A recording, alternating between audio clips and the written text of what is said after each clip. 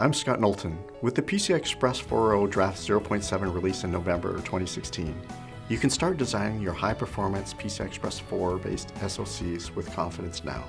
Why? Because the PCI Express 4.0 Draft 0.7 specification has a complete set of functional requirements and methods defined. And no new functionality may be added to the specification after this release.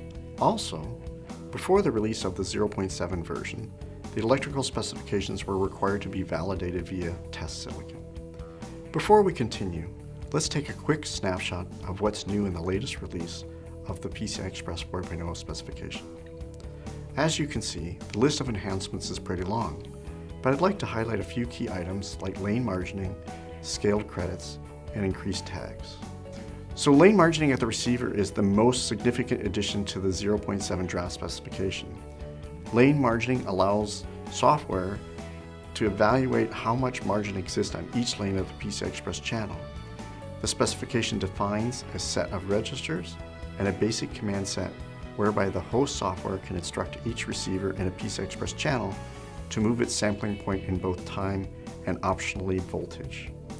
This determines roughly how wide and how high the signal I is at the receiver before getting errors. The lane margining feature is intended for use as a system diagnostic tool to provide an approximate measurement of the PCI Express channel and not a measurement of the quality of the receiver.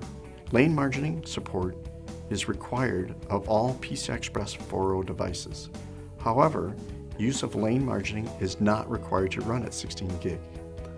Also, implementation of this feature in an SoC requires close cooperation between a PCI Express 4.0 controller, PHY, and the software.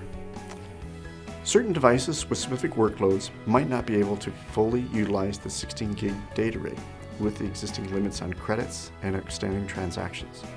To address this, the Draft 0.7 specification expanded the tag field in the PCI Express 4.0 packet header from 8 bits to 10 bits.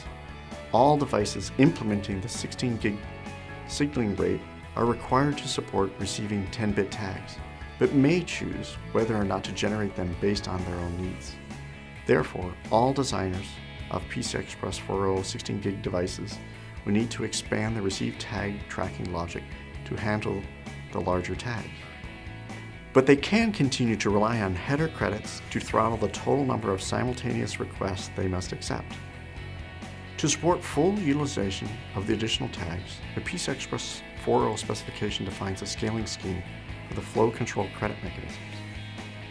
Devices requiring more credit than previously available can now advertise an optional scaling factor of either 4x or 16x, whereby each numeric credit in the protocol actually represents 4 or 16 credits respectively.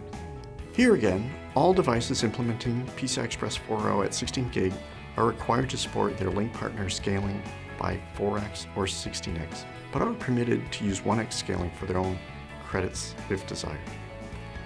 The PCI Express 4.0 Draft 0.7 specification delivers many enhancements. In this video, we highlighted scaled credits and widened tags for improved link bandwidth and lane margining at the receiver for system designers to assess the performance variation tolerance of their system. At Synopsys, we have a multitude of customers that are using our PCI Express 4.0 solutions to design SoCs for a range of applications from computers and workstations to automotive and cloud computing. The DesignWare IP solutions for PCI Express 4.0 support the Draft 0.7 and Pipe 4.4 specifications and are available now. The complete high-performance IP solution consisting of PHYs, controllers, and verification IP is silicon-proven and supports a wide range of foundry process nodes. For more information, visit synopsys.com. Thank you for watching.